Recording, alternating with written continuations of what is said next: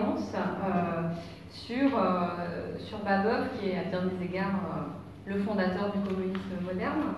Je pense que Jean-Marc sera d'accord avec moi sur le fait que la caractérisation de Marx est assez juste à bien des égards. Alors on s'est partagé le travail. Moi je vais parler de l'évolution politique et théorique de Babeuf lui-même depuis la période, les dernières années de l'Ancien Régime jusqu'à la Conjuration. Et au moment de la Conjuration, je lui passerai la parole parce que Jean-Marc a beaucoup travaillé sur la Conjuration elle-même, à la fois d'un point de vue idéologique, mais aussi organisationnel, les tactiques de propagande, etc. Enfin, je le laisserai développer sur sa spécialité. Voilà.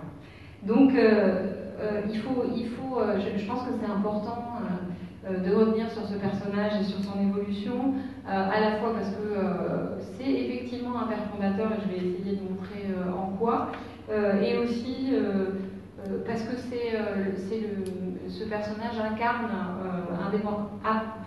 d'abord effectivement la première expression moderne de l'idée communiste comme programme politique et pas seulement comme utopie, parce que l'idée communiste existe dans la culture occidentale.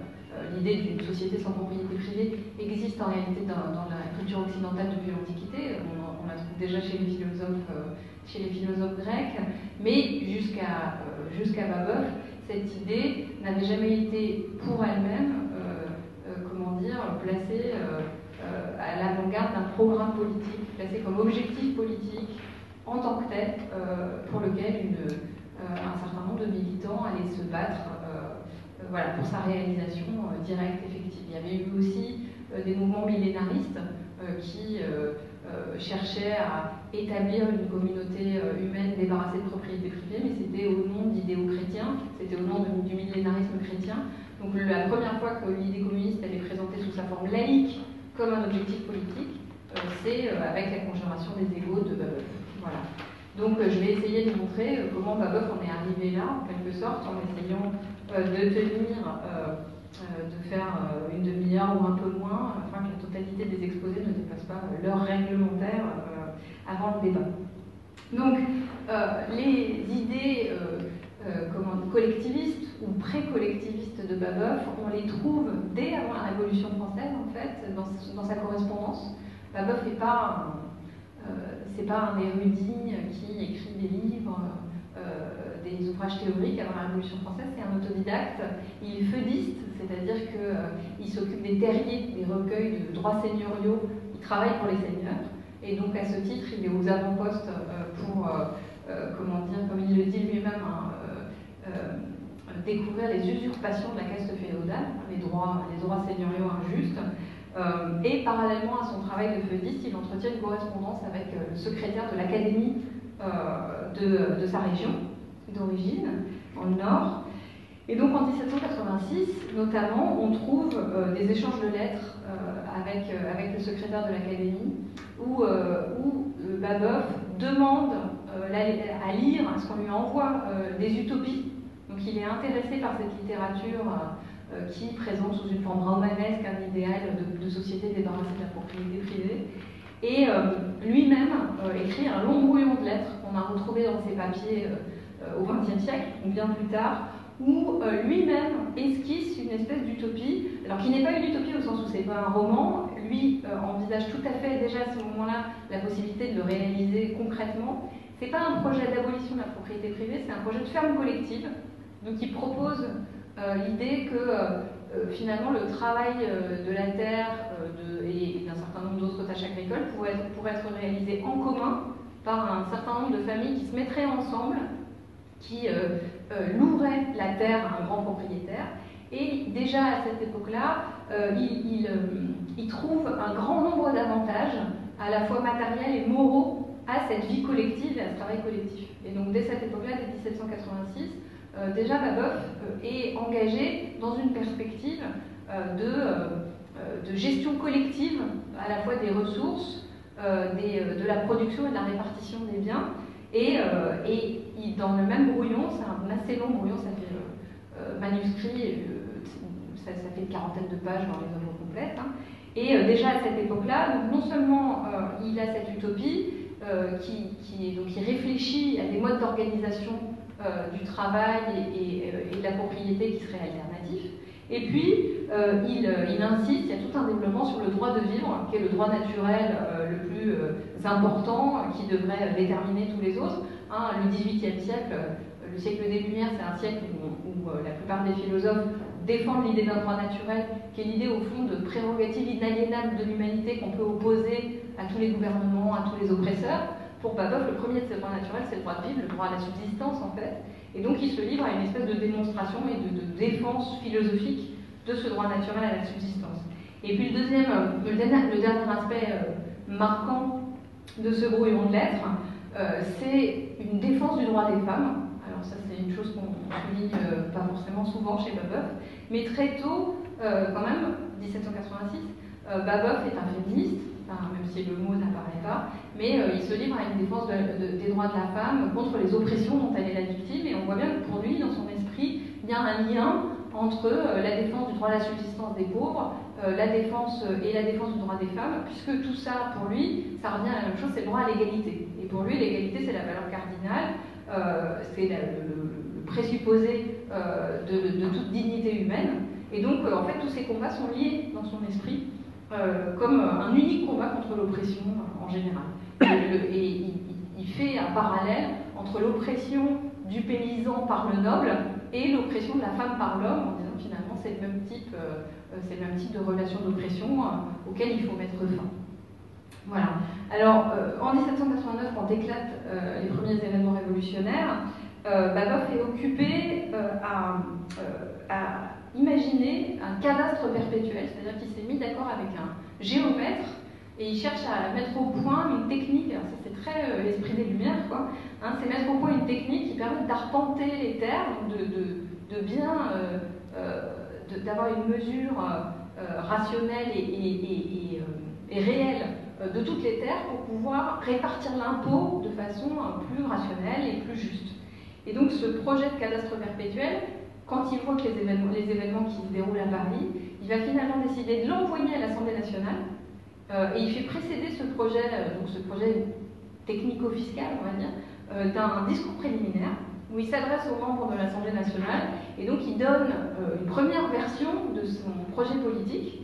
Donc on voit à l'époque qu'il est extrêmement enthousiaste, comme plein de gens, de la constitution de l'Assemblée nationale, de la nouvelle de nouvel ordre des choses, et il en espère, il en attend des grandes choses, il attend des députés qu'ils se servent de ce mandat que la nation leur confie pour améliorer vraiment le sort de la collectivité. Alors il y a plusieurs choses qui sont intéressantes dans ce discours préliminaire. Une des choses qui est marquante, c'est que Babeuf estime qu'une des choses les plus importantes, c'est de mettre en place un plan d'éducation nationale. Donc il insiste sur l'éducation, et il a une analyse intéressante et vraiment,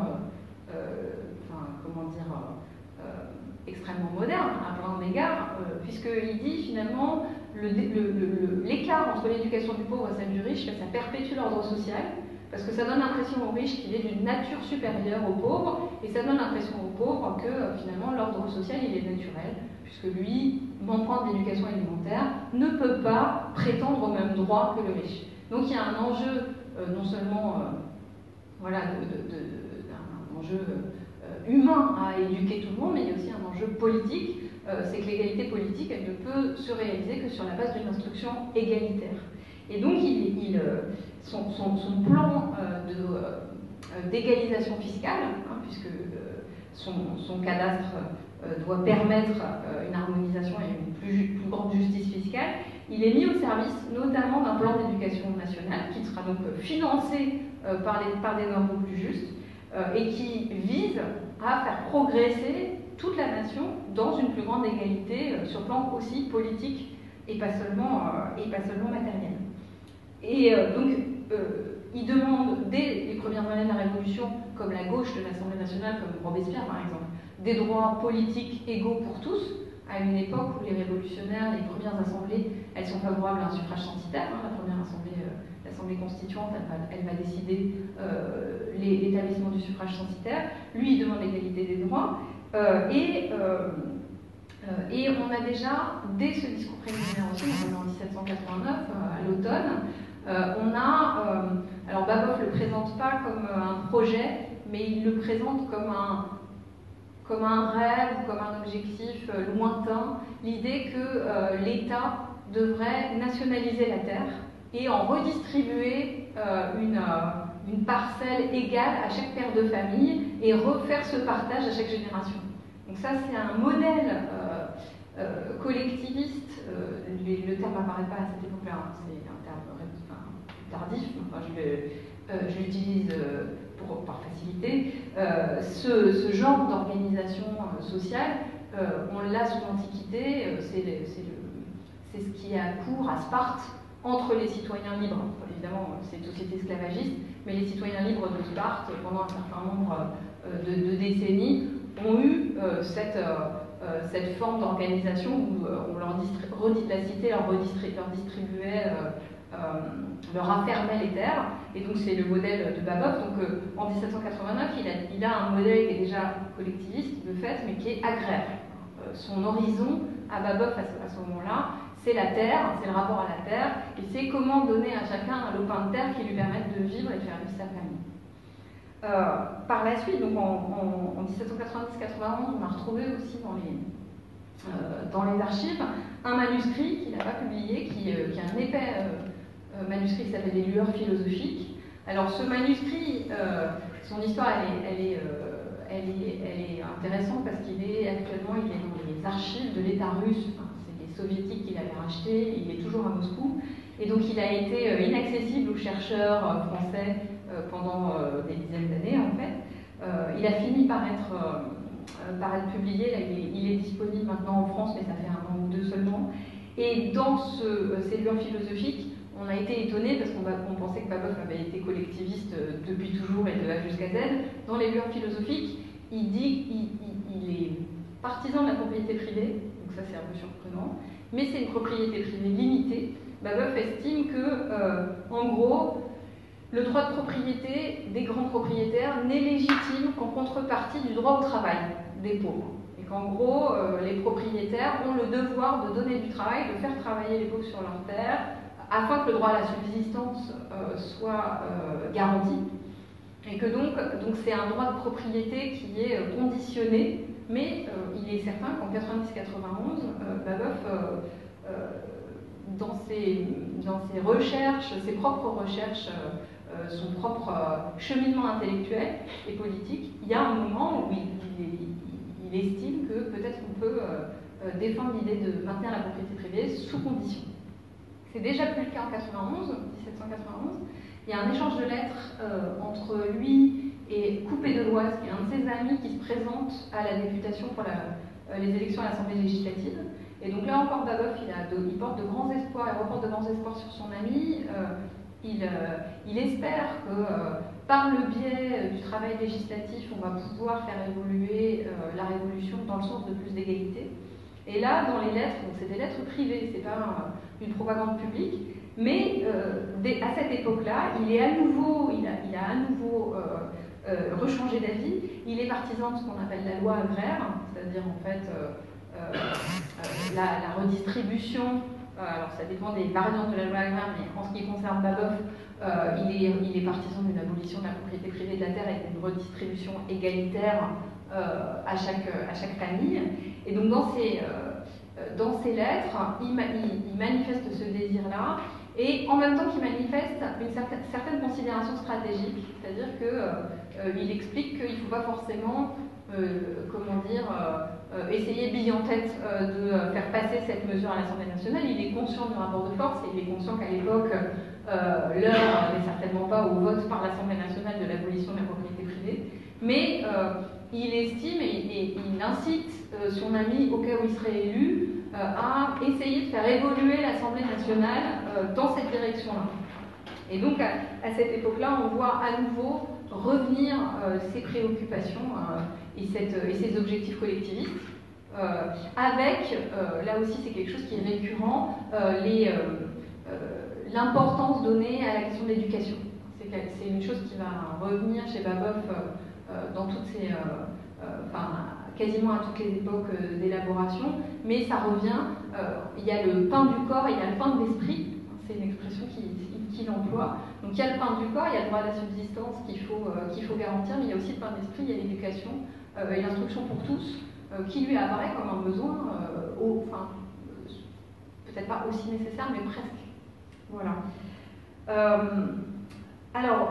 Par la suite, je ne vais pas raconter toute la biographie de Babeuf, mais en gros, en 1793, il se retrouve à Paris, parmi les sans-culottes de la capitale, et il est embauché à l'administration des subsistances. Donc ça c'est quelque chose d'extrêmement important. C'est-à-dire qu'en fait, pendant la terreur jacobine, c'est les mesures de répression qu'on connaît, c'est pas seulement ça, c'est aussi des mesures de redistribution. Il y a notamment un certain nombre de mesures qui sont mises en place pour nourrir la capitale et nourrir l'armée républicaine, et à cet effet, des réquisitions de grains qui sont faites dans les campagnes et des mesures de maximum, de plafonnement des prix des denrées de première nécessité. Donc, c'est la première fois dans l'histoire qu'un État, en tout cas dans l'histoire moderne, qu'un État prend des mesures de contrôle des prix, de redistribution aussi des biens. Il y a certains biens des aristocrates émigrés à l'étranger, donc passés à l'ennemi, qui sont redistribués aux pauvres et aux soldats républicains. Il y a des embryons d'assurance contre la maladie, d'assurance contre le veuvage, d'assurance vieillesse qui commencent à se mettre en place. C'est une période courte, donc c'est guère que des embryons, mais enfin il y a tout un volet social de la politique de la terreur dont on parle beaucoup dans l'historiographie, dont on pourra peut-être reparler dans le débat si vous le souhaitez. Et Babeuf est un rouage de cette politique.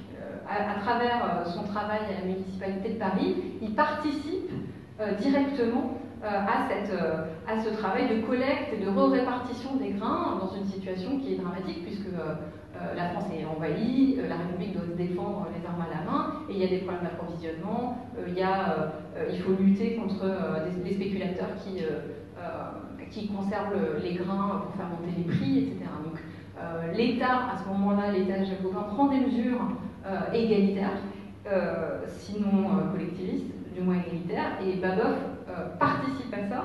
Et cette expérience-là, elle va vraiment complètement transformer sa perspective. C'est-à-dire que jusque-là, le rôle de l'État dans ses écrits se résumait à une redistribution de la terre. Et là, il comprend, à travers son propre travail d'administrateur, que l'État peut aussi avoir un rôle de centralisation des produits du travail et de redistribution. Donc on passe d'un collectivisme, d'un communisme agraire. Le mot communisme apparaît dans son sens moderne en 1795, donc pas longtemps après, mais il n'existe pas encore. Mais on passe d'un communisme agraire à un communisme au sens plus moderne du terme, c'est-à-dire où l'État n'est pas seulement un distributeur de terres, du moyen de production agricole, mais aussi joue un rôle de centralisateur de l'ensemble des industries et collectivisées. Les produits du travail sont collectivisés et répartis dans un deuxième temps pour la consommation. Et donc, quand la terreur s'achève, alors Babeuf se retrouve en prison à plusieurs reprises pour diverses raisons,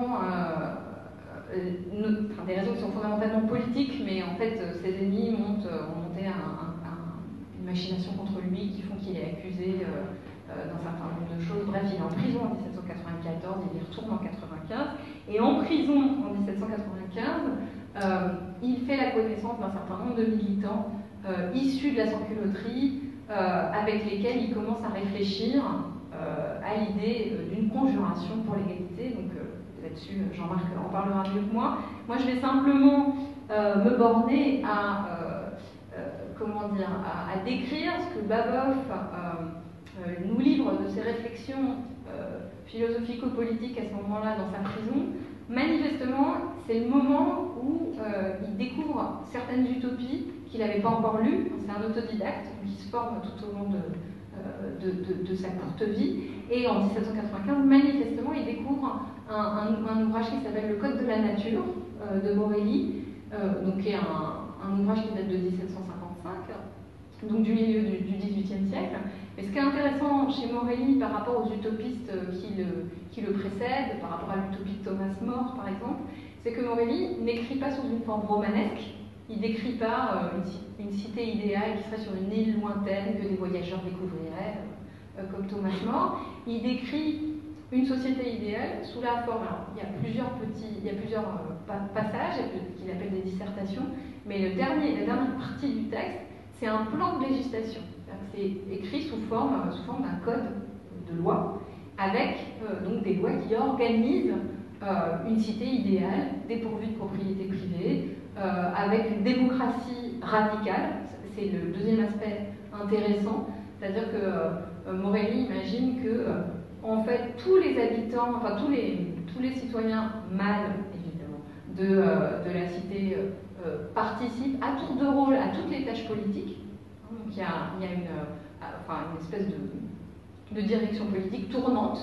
Donc il n'y a pas d'élection, il n'y a pas d'usurpation possible, parce qu'en gros tout le monde finit par avoir, en fonction de son âge, en fonction du moment, etc., tout le monde finit par avoir les fonctions politiques. Et donc une démocratie radicale comme ça, avec une organisation collectiviste du travail, agricole et artisanale, ou industrielle, pré-industrielle. Et donc Morelli influence Babeuf, on le voit dans ses lettres. Il écrit des lettres à ses camarades de prison, et en fait tout ça, et ça c'est quelque chose qui, moi, en tant que philosophe, m'a intéressé, c'est que dans le creuset de la Révolution française, donc au milieu d'une expérience historique incroyable, où Babeuf a fait l'expérience de la mobilisation des masses, des luttes à la fois paysannes contre les droits seigneuriaux, puis des luttes des sans-culottes à Paris, de la manière dont ils influencent l'Assemblée nationale, dont ils font pression, puis de la guerre révolutionnaire, des mesures de terreur égalitaires organisées par le gouvernement jacobin, et puis cette expérience révolutionnaire historique concrète, en fait, elle converge au moment où il y a un peu l'occasion de réfléchir puisqu'il est en prison, avec la philosophie du XVIIIe siècle, ou du moins sa frange la plus radicale, l'utopie collectiviste de Morelli. Morelli n'est pas le seul utopiste radical du XVIIIe siècle. Il y a une frange minoritaire de philosophes des Lumières tout au long du XVIIIe siècle, et de plus en plus en fait au cours du siècle, qui défendent des idées d'égalité de plus en plus radicales, et pas seulement politiques ou civiles, mais aussi sociales et économiques. Et donc, cette culture philosophique se synthétise, en fait, dans l'esprit de Babeuf et de ses camarades, pour donner un projet, alors le projet de la conjuration des égaux. Je vais encore une fois laisser les aspects politiques et organisationnels, Jean-Marc en parlera beaucoup mieux que moi, mais moi, ce qui m'a intéressé quand j'ai travaillé là-dessus, c'est vraiment que c'est l'utopie avec la Révolution française, l'utopie des Lumières devient un programme politique. Il y a vraiment dans les textes que les égaux ont laissés, dans les documents qui ont été rassemblés notamment par Buonarroti, qui est le principal témoin, le premier témoin par lequel la mémoire de la conjuration nous est parvenue, et la mémoire de l'apôvisme, dans tous les textes qu'on a pu retrouver, on voit que les égaux ont tenté une synthèse, parfois simplement juxtaposée d'ailleurs, des choses qu'ils avaient lues et que notamment Babeuf avait lu dans l'Utopie des Lumières, et les institutions, alors en partie les institutions de la Constitution de l'an 1, la Constitution jacobine, les institutions républicaines qui devaient succéder à la guerre, qui n'ont jamais connu d'application concrète, mais qui sont restées dans la mémoire du mouvement socialiste et communiste français comme les institutions démocratiques et les institutions populaires. Et donc que ces institutions-là, qui sont dans la Constitution de 93, on les retrouve parfois à côté des institutions qui sont dans le Code de la nature. Et dans le programme, dans le projet des égaux, dont on a des bribes, des fragments dans plusieurs brouillons qu'on a retrouvés, que Buonarroti nous a transmis, on a ces institutions, on a ces projets, on a ces idées qui se juxtaposent ou qui se synthétisent, et qui ne sont plus livresques, qui ne sont plus des principes philosophiques, mais qui deviennent vraiment un programme pour lequel les gens sont prêts à se battre jusqu'à la mort, quoi. Voilà, je vais m'arrêter là, je vais cesser la parole pour en parler. Merci. Je ne sais pas si on peut s'applaudir à la tribune, mais... Non, ça ne peut pas. Bon, bien, merci infiniment. Plusieurs choses, comment dirais-je. D'abord, pour Stéphanie et moi-même, nous sommes extrêmement fiers que Claude Mazorik ait pensé à nous pour le remplacer, parce que c'est quand même pas, comment dirais-je, la preuve, on est deux. Et il est évident aussi que si je dois commencer une causerie sur la conjuration babouviste, même pour la demi-heure qui m'est impartie, il est impossible pour moi de ne pas saluer la mémoire de celui qui a été mon directeur de thèse et qui, par la suite, est devenu mon ami et qui était ce grand historien remarquable à tous égards, qui était Michel Revel. Surtout dans ces lieux, je trouverais cela, comment dirais-je, indélicat de ne pas saluer sa mémoire. Alors, très schématiquement, quelle est la réalité de la conjuration babouviste dans son temps, qui est très bref, et en quoi va-t-elle avoir une épaisseur incontestable? La chronologie, très schématiquement, 1795 se met en place la Constitution de 1795, de l'an 3, le célèbre discours de Boissy d'Anglas qui dit « Une société doit être gouvernée par les meilleurs, et les meilleurs ce sont les propriétaires », qui remet en place le suffrage censitaire, etc., etc. Bon. Dans la foulée, et c'est logique, les royalistes essayent de prendre le pouvoir par la force, c'est l'insurrection du 13 Vendémiaire. Pour se protéger des royalistes, la bourgeoisie thermidorienne fait appel à ce qu'il reste de sans-culottes et républicains, etc., et libère de prison, ce que Stéphanie a mentionné, le fait qu'un certain nombre de sans-culottes étaient emprisonnés, donc ils se retrouvent libres, ayant profité de ce repos forcé pour forger leurs idées, pour confronter les expériences du gouvernement révolutionnaire, etc.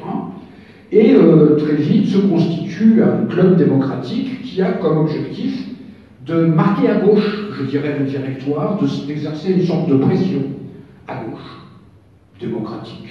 Sur le directoire, c'est le club du Panthéon auquel Babeuf ne participe pas, il ne peut pas y être. Lui-même relance son journal, le Tribun du Peuple, dans lequel, dans le 9 primaire, c'est-à-dire le 30 novembre 1795, par le manifeste des plébéiens, il explique pour la première fois le communisme, je reviendrai sur le mot communisme, comme programme politique. Il dit « Le seul moyen d'arriver est d'établir l'administration commune, de supprimer la propriété particulière ». Et on pourrait développer longuement ce manifeste, on le rappeler longuement, mais et devant la radicalisation du club du Panthéon, qui commence à faire l'éloge de Robespierre, etc., le club est fermé.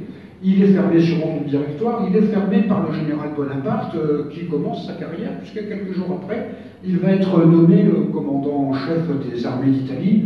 Ce n'est pas une coïncidence chronologique. Après un moment d'hésitation parfaitement normal, les Échos, qui ne s'appellent pas encore comme ça, décident de se lancer dans l'action. Un des co-emprisonnés de Babeuf, qui s'appelait Germain, lui dit, c'est à toi d'être le dirigeant de cette opération, de renverser le pouvoir, etc. Il accepte sans difficulté de prendre le... C'est encore une forme. Début germinal, se constitue ce qu'on appelle un directoire secret de sa République, un peu sur le modèle du directoire secret qui a amené à l'insurrection du 10 août et à l'insurrection du 31 mai, 10 août 1792, et du 31 mai et 2 juin 1793. Ils sont dans la clandestinité. Il ne faut jamais oublier ça. Le directoire a décidé très vite de supprimer toutes les possibilités légales. Donc cette organisation se constitue dans la clandestinité. Une agitation importante commence à avoir lieu, pas uniquement à Paris, comme on l'a cru pendant très longtemps, dans des grandes villes de province, Montpellier, Lille, Lyon également, mais pas partout. C'est intéressant de voir pas partout. Des grandes villes comme Bordeaux, comme Toulouse, Toulouse vont être, par exemple, totalement absentes, quasiment absentes de cette agitation qui a un double caractère, une agitation sociale.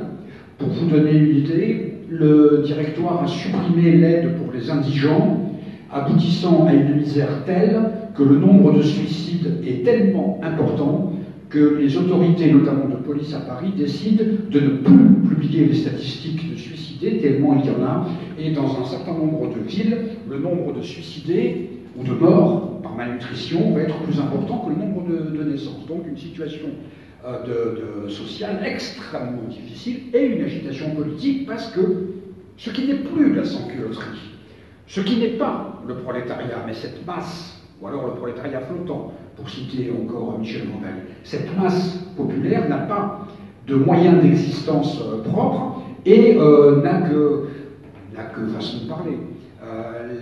L'objectif immédiat, c'est le retour aux lois égalitaires de 1793, notamment le maximum, et une organisation, la conjuration babouviste, la conjuration des égaux, qui propose ce retour à ce type de gouvernement, ne peut que lui être favorable. Contrairement à ce qui a été expliqué pendant de longues années par des historiens,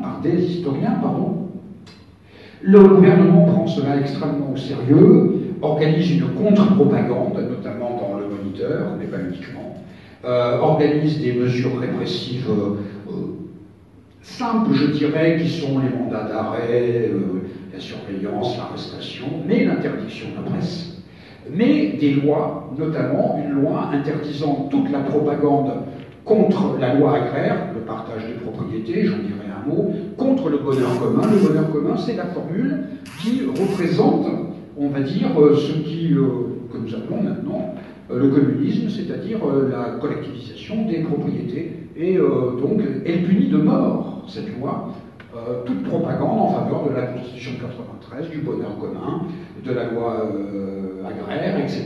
etc. Bon.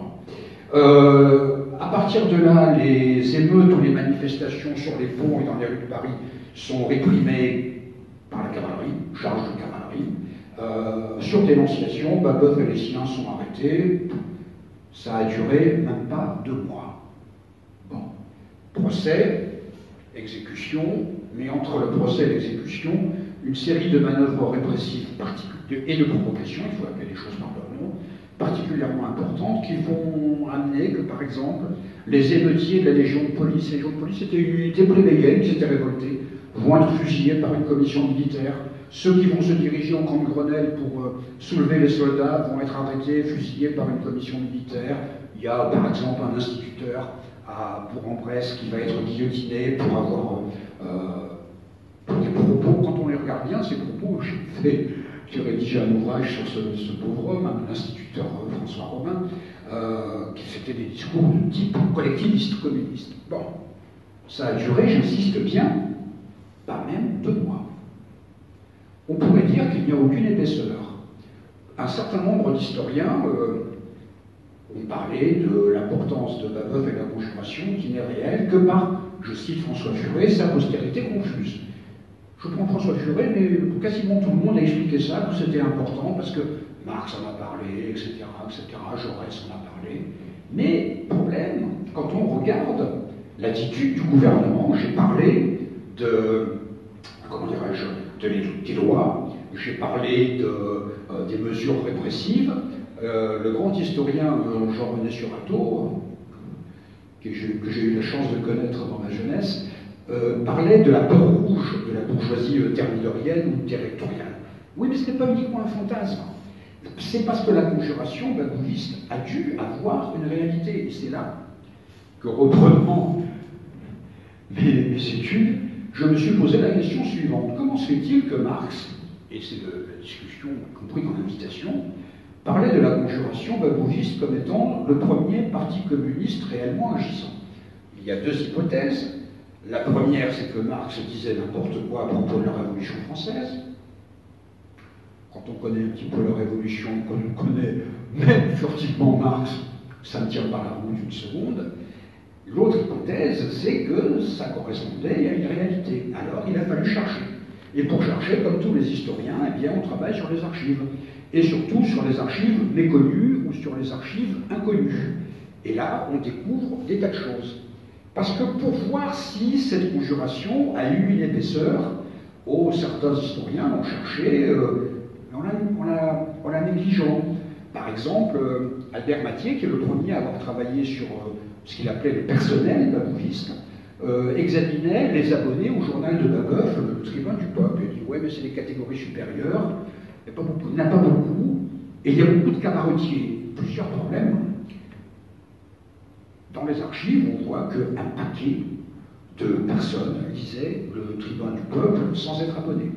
Ou la question des cabaretiers, c'était très souvent des cabaretiers qui s'abonnaient au Tribun du Peuple parce qu'ils savaient que ce journal avait, passez-moi l'expression, une cote auprès du public populaire. On trouve par exemple dans telle ou telle rubrique d'abonnement les citoyens réunis à tel café. Donc ce n'est pas le cabaretier, c'était le public. Et on sait très bien que la lecture publique des journaux était considérable et qu'un des endroits de sociabilité, c'était les cabarets, les auberges, les bistrots, tout ce que vous voulez. Et puis on farfouille comme ça dans les archives, à condition de lire les archives. Par exemple, puisque j'y ai travaillé pour ma thèse là-dessus, la célèbre série F7, qui est du ministère de la Police, dans laquelle le ministre de la Police recevait absolument toutes les correspondances sur tout ce qui se passait en France. Il y a tout, hein. Ça va du vol de chevaux jusqu'à l'agitation babouviste. Donc il fallait faire le tri. Et faire le tri, pas uniquement en quantité, y compris en qualité. Parce que, par exemple, le ministre s'adresse à un fonctionnaire de police, il dit est-ce que vous connaissez tel autre? Je crois qu'il s'appelait Delory, un fonctionnaire. Et qu'est-ce qu'il pense de Babeuf? Et le fonctionnaire répond Delory, dans le Nord-Pas-de-Calais, déteste Babeuf autant que moi. Bon, première lecture, c'est une distanciation vis-à-vis de la conjuration babouviste. Sauf que quand on est un peu retors et qu'on compare le nom de ces deux fonctionnaires au registre d'abonnés du Tribun du Peuple, on se rend compte que les deux étaient abonnés au Tribun du Peuple, c'est-à-dire que quand un des deux disait « il déteste Babeuf autant que moi », ça peut se prendre dans les deux sens de la formule. Et donc ce n'est pas du tout une dénonciation, c'est une approbation renversée, si j'ose dire. Et donc on voit qu'il y a, comment dirais-je, une réelle implantation de la conjuration babouviste. Attention, réel ne veut pas dire uniforme. J'ai mentionné tout à l'heure la non-existence de la conjuration babouviste à Bordeaux, à Toulouse, on pourrait prendre d'autres villes comme ça, très schématiquement. Cette implantation, elle est due à d'abord des groupes de militants. Et quand des groupes de militants ou tels militants sur lesquels on pensait pouvoir compter ne marchent pas, pour des raisons de désaccord politique. Je pense à Bouillard, à Béthune, qui était un emprisonné avec Babeuf, qui devait monter une ramification, passez-moi l'expression, et qui explique à Babeuf qu'il n'est pas du tout d'accord avec le bonheur commun, et on reviendra sur la formule du bonheur commun, et en conséquence, il ne marche pas dans la conjuration. Donc ça dépend de militants bien précis. Et quand on regarde la géographie, aussi bien en termes d'abonnés que de dénonciation de la police, qu'agitation, que grève, que tentative, j'y reviendrai, que tentative d'insurrection ou d'insurrection locale, d'agitation, de grève de subsistance, de pillage, tout ça, il y a une chose qui, comment je peux dire ça, éclate, et qui, dès le départ, je dirais, scelle le sort de la conjuration babouviste, c'est l'écrasant silence des campagnes. La paysannerie ne marche pas du tout, pas même la petite paysannerie, pour des raisons parfaitement logiques. Une conjuration qui se fixe comme objectif de supprimer la propriété particulière ne peut pas avoir un bon écho, je dirais, par rapport aux paysans, y compris aux petits paysans, qui viennent d'obtenir, très difficilement d'ailleurs, telle ou telle propriété de biens nationaux, etc. Et même dans les villes, c'est extrêmement compliqué. Les centres qu'on a appelés les centres militaro-prolétariens, pour parler bref, c'est-à-dire autour des arsenaux, parfois il y a une ramification babouviste, parfois non. C'est le cas à Toulon, où des ouvriers, alors il y a une correspondance dans un numéro du Tribun du Peuple qui indique que les ouvriers de l'Arsenal de Toulon se sont réunis pour écouter la lecture du Tribun du Peuple, et le chiffre qui est donné est de 800 ouvriers. Je ne pense pas qu'il y ait eu même 800 ouvriers à l'arsenal de Toulon en 1795-96, mais bon, c'est l'exagération qu'on veut bien comprendre. Mais à Brest, autre arsenal, avec une grève extrêmement importante en l'été 1795, aucune connexion possible. Donc, il faut se garder de toute, je dirais, automaticité, de toute décision, de toute vision, comment dirais-je, automatique ou je ne sais trop quoi, ou systématique. Donc, il y a un parti dans des conditions, j'insiste bien, extrêmement brèves pour le temps, et de clandestinité. Ce qui fait que, par exemple, il y a quelque chose qui est important quand on cherche les archives. Quand on regarde l'inventaire des manuscrits de Babeuf, on se rend compte que Babeuf reçoit une correspondance extrêmement importante jusqu'à la fin de l'hiver 1795-96, et que cette correspondance se tarit. Ou plus exactement, si on veut rester dans les termes hydrauliques, on peut imaginer que cette correspondance se soit dérivée. Ce n'est plus Babeuf comme rédacteur du Tribunal du Peuple qui reçoit la correspondance, mais le directoire secret de salut public, Boileau-Roth, dans son ouvrage, explique qu'a disparu une volumineuse correspondance, ce sont ces termes, qui était auprès d'un membre du directoire de salut public. Et on peut imaginer, vu la répression à l'époque, que Félix Lepelletier, puisqu'il s'agit très probablement de lui, ait brûlé toute cette correspondance. Donc il y a des pans entiers d'archives qui nous manquent. Mais on arrive par déduction, par affirmation sur la base de choses réelles, les abonnés au tribunal du peuple, les dénonciations, bien évidemment, qu'il faut prendre avec beaucoup de précautions, parce qu'il y a des dénonciations qui ne correspondent absolument à rien. On l'a vu, il y a par exemple dans le faubourg Saint-Antoine, un type qui s'appelle Chapelle a été dénoncé. C'était un très important agitateur dans l'an 2. Il avait arrêté toute activité politique après Thermidor, pour des raisons qui sont les siennes, c'est pas le problème, mais il avait été dénoncé. C'est le principe habituel d'une dénonciation à la police. Donc ce parti fonctionne avec ces anciens révolutionnaires. Là, on a un souci pour le déchiffrement, je dirais, le recensement, plus exactement, de ces adeptes, va-t-on dire, c'est qu'on voit très souvent, quand il s'agit d'anciens révolutionnaires de 92, 93, de personnel, d'un personnel qui a été réprimé pendant la réaction thermidorienne, ok, mais on n'arrive pas à repérer, et c'est normal, la nouvelle génération, parce que la nouvelle génération qui commence à faire, entre guillemets, de la politique avec la conjuration babouviste, n'aura pas la possibilité, dans le second directoire, sous le consulat, sous l'Empire, sauf rares exceptions, j'en dirais peut-être un mot, de pouvoir continuer. Donc, ces jeunes, on n'arrive pas à les repérer. Alors, quelques éléments sur... parce que dire que ceci est des militants, d'accord, mais à quoi les reconnaît-on? D'abord, ils se reconnaissent dans le slogan « Le bonheur commun ». Le bonheur commun, c'était la formule de la Constitution de 1793, mais qui avait été retournée par Babeuf et par les siens. La formule de 93, c'est le but de la société et le bonheur commun, formule extrêmement laïque à tous égards d'ailleurs, c'est le but de la société. Maintenant, c'est le bonheur commun, c'est pas hypothétique. Et c'était simplement, c'était assez vague. Or, quand on lit la littérature des deux côtés, aussi bien directoriale que babouviste, ou même ce que j'appellerais des républicains de gauche, le mot bonheur commun a une signification bien particulière. C'est la propriété collective des moyens de production. L'ancien conventionnel Vadier, membre du comité de sûreté générale, etc., qui a marché à un moment avec les égaux, il a même été emprisonné avec eux d'ailleurs, disait qu'il n'était pas d'accord avec la formule du bonheur commun. Donc c'était un marqueur. Là encore, pour parler comme Michel Wawel, c'est un test discriminant.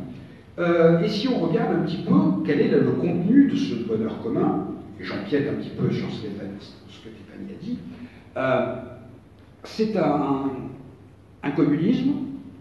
Claude Mazouric se révèle, dirait qu'il faut faire attention, et il aura raison. Il faut faire attention a bien précisé que le mot communisme n'existait pas à cette époque-là. Quand nous l'utilisons, nous, en 2019, nous avons raison, parce que c'est rétrospectivement que nous le qualifions ainsi. Mais faire comme s'il était contemporain serait une erreur. Mais après tout, comment dirais-je, Christophe Colomb a bien découvert l'Amérique, qui ne s'appelait pas l'Amérique à ce moment-là. Mais il faut bien, d'un point de vue terminologique, préciser ces choses-là. Ce communisme, ce n'est pas la loi agraire, ce n'est pas le partage égal, ce n'est pas un communisme de partageux. Dans une discussion avec un général qui va convaincre de participer, un général républicain, qui va convaincre de participer à la congélation, Babeuf dit, le général dit, enfin c'est la loi agraire, pas du tout. Si c'est la loi agraire, le partage, ce serait transformer la France en un immense échiquier, avec des propriétés partagées les unes.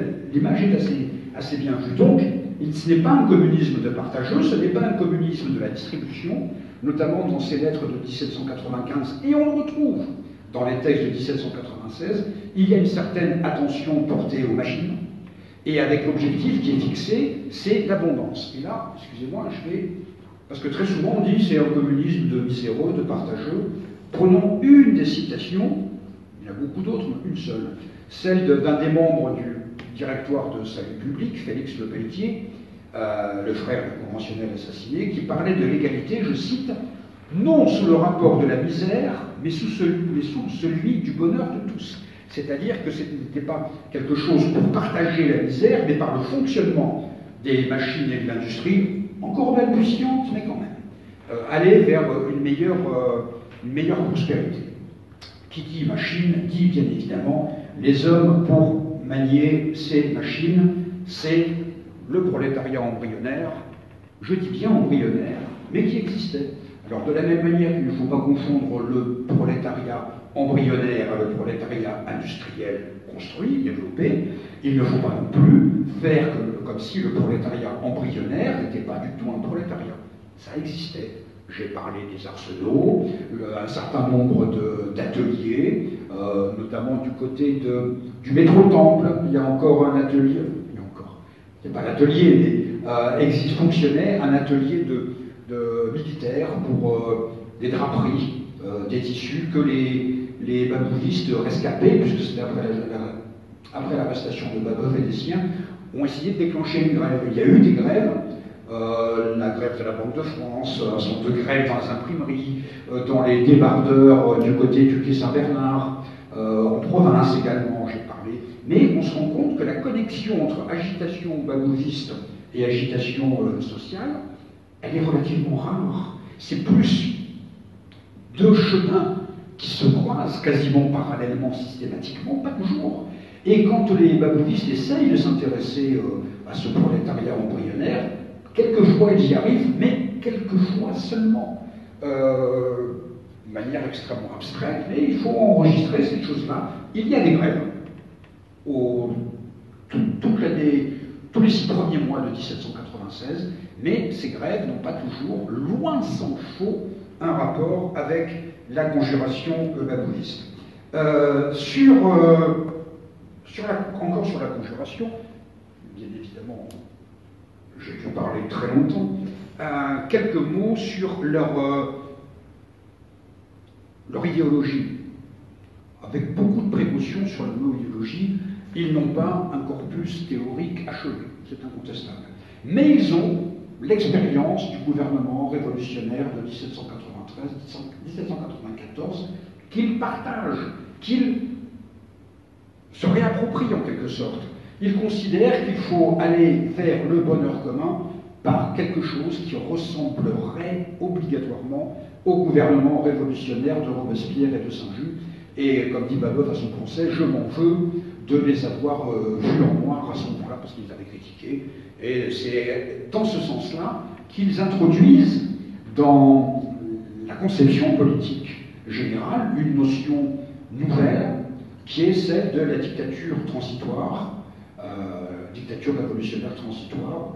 Georges Lefebvre, à juste titre, y verra la préfiguration, mais la préfiguration seulement de ce qui, dans la littérature marxiste, va s'appeler la dictature du prolétariat.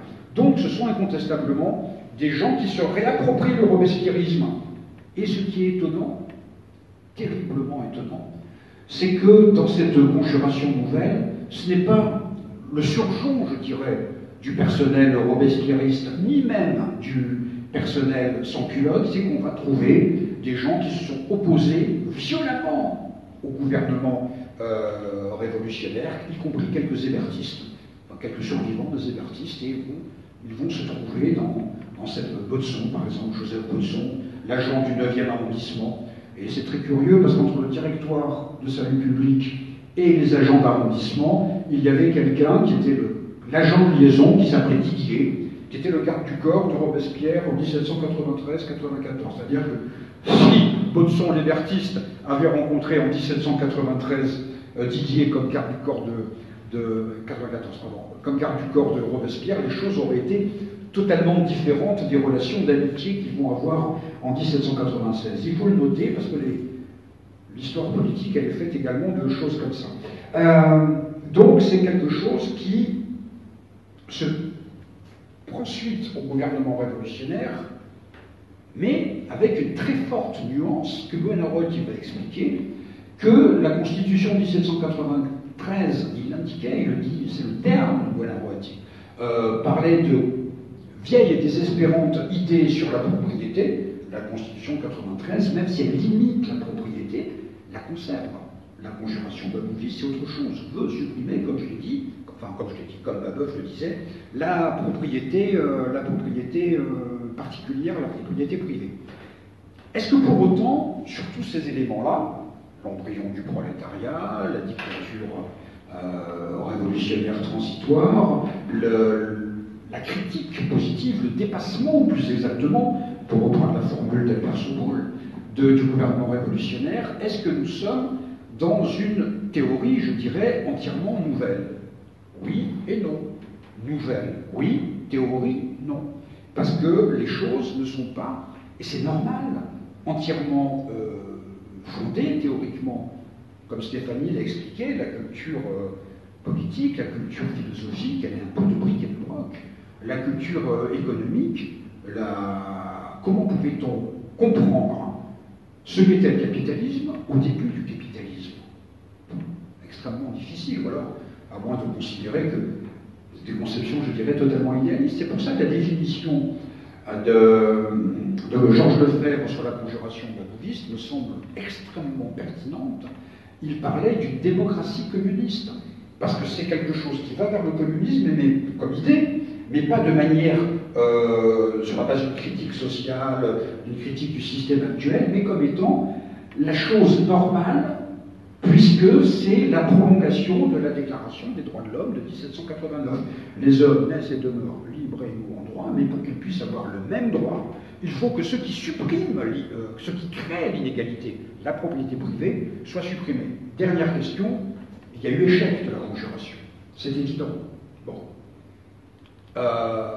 C'est évident, mais c'est à la fois tellement convenu que, de la part des historiens libéraux, de dire bah, ça n'a pas marché, c'est la croyance que le politique peut tout faire, c'est un peu de choses près ce que disait François Furet, c'est ce que disait avant lui ce grand historien britannique libéral, mais qui avait travaillé sur les textes, Albert Coban, et donc il est assez étonnant de voir que son bouquin de 1965 n'a plus été réédité. Alors quand on lit les textes originaux de Coban, et les textes des libéraux des années 70, 80, 90, comment dirais-je, la matrice est facile à trouver. Je n'en dirai pas plus, n'étant pas particulièrement méchant aujourd'hui. Donc c'est un échec, oui. Mais de ce point de vue-là, tout est un échec. Les Girondins ont échoué en 1793, Robespierre en 1794, le Directoire au 18 Nouvember, Napoléon Bonaparte au 100 jours, tout le monde va mourir un jour. Vous voyez bien que cette explication, elle ne tient pas la route une seule seconde. L'explication donnée, et j'y reviens, par Marx et par Engels, et des fois par Marx et Engels ensemble, est autrement plus pertinente. Dans le manifeste du Parti communiste, Marx et Engels expliquent que c'est l'état embryonnaire du prolétariat qui condamnait cet échec. C'est réel. Et Engels, en anti-Turing, explique qu'il ne faut pas oublier que le gouvernement du Directoire était un gouvernement bourgeois et paysan, et qu'à partir de là, je reviens à ce que je disais sur le silence accablant de la France paysanne, j'ai calculé que 2/3 des départements de France, donc essentiellement toujours des départements paysans, n'avaient aucun abonné au journal de Babeuf. Comment pouvez-vous même pas réussir à avoir un minimum d'influence quand vous avez ce constat accablant? Quand les babouvistes vont chercher à faire une liste de démocrates pour créer une convention nationale, pour, comment dirais-je, assurer cette dictature révolutionnaire transitoire, on est effaré que dans un paquet de départements de province, de paysannerie, soit ça s'est laissé en blanc, le nom du représentant est laissé en blanc, soit c'est le nom d'un représentant, d'un révolutionnaire babouviste parisien que l'on met là, parce qu'il faut bien remplir les cases, et que ça ne tient pas, c'est même pas du parachutage, il n'y avait pas de parachute à l'époque. Et donc c'était quelque chose qui condamnait cette situation sociale, économique, ce recul de la Révolution, qui condamnait l'existence politique de la conjuration babouviste. À partir de là, ce qui est extrêmement intéressant pour des chercheurs, c'est que on peut considérer que c'est sur cette base-là, cette première tentative, que Buonarroti, en 1828, va écrire son célèbre bouquin « Histoire de la conjuration pour l'égalité » dite de Babeuf, qui par ailleurs montre le côté collectif, dès le titre de la tentative, et qu'il va essayer de faire connaître, et qu'il va réussir à faire connaître les idées de 1796, dans un contexte nouveau, où il va, soit en cherchant les survivants des cercles babouvistes et révolutionnaires de cette époque-là, et il va en trouver, soit en trouvant d'autres relations, d'autres connexions, à créer ce qui va être en quelque sorte la première strate du mouvement révolutionnaire prolétarien, passez-moi l'expression, moderne, mais cette première strate n'existe que parce que, en amont, la conjuration babouviste, avec ses difficultés que j'ai essayé de vous montrer, et c'est la réalité que j'ai essayé également de montrer, a pu exister. On ne peut jamais considérer que les choses naissent de rien. Il y a toujours un point de départ, quelque part, là, pour le mouvement prolétarien moderne, pour le mouvement ouvrier moderne, incontestablement, c'est la conjuration de Babeuf qui est ce début. Je vous remercie infiniment.